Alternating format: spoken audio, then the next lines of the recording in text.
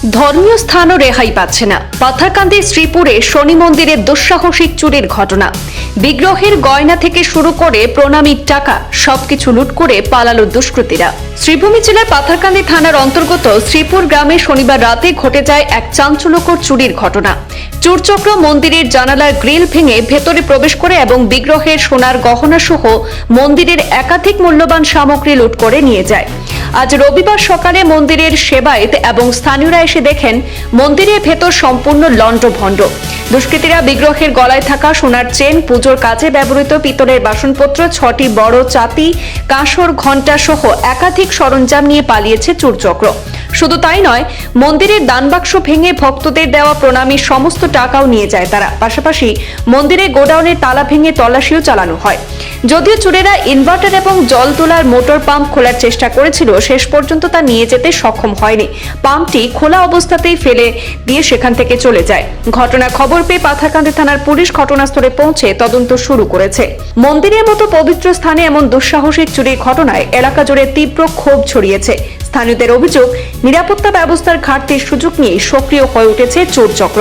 যেমন গতকালকে রাত্রে আমরা এখানে শনি মন্দির এখানে ভিতরে ঢুকে এইদিকে আইয়া তালাটা জানলা ভাঙিয়া এদিকে ঢুকা হয়েছে। কারণ এদিকে তালা ভাঙতে পারছে না, জানলা আছে অ্যালুমিনিয়ামের, এই জানলাটা ভাঙিয়ে এদিকে ঢুকছে।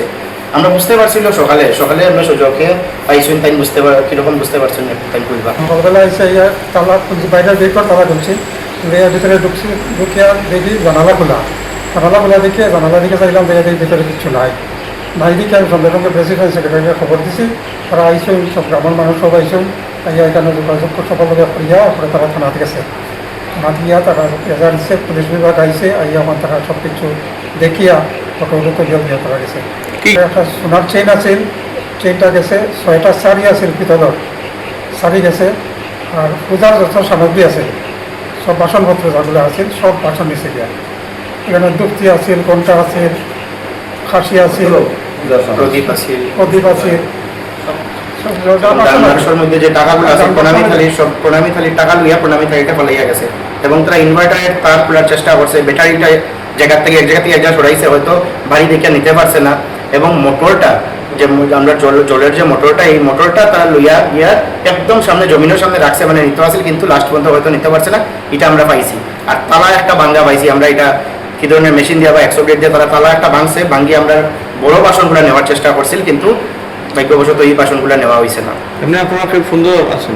সন্দেহ তো আমরা একটা সন্দেহ পেতে পারতাম না। আমরা চাই যে পুরা তল্লাশি হইতো এবং যে বা যারা কালপিট আছে তারা অতি সত্ত্বর সাজা পাইতো, এবং যাতে আগামীতে এই ধরনের কোনো ঘটনা হইতো না। কারণ আমরা 1976 সালে স্থাপিত মন্দিরটা 50 বছর হয়ে গেছে।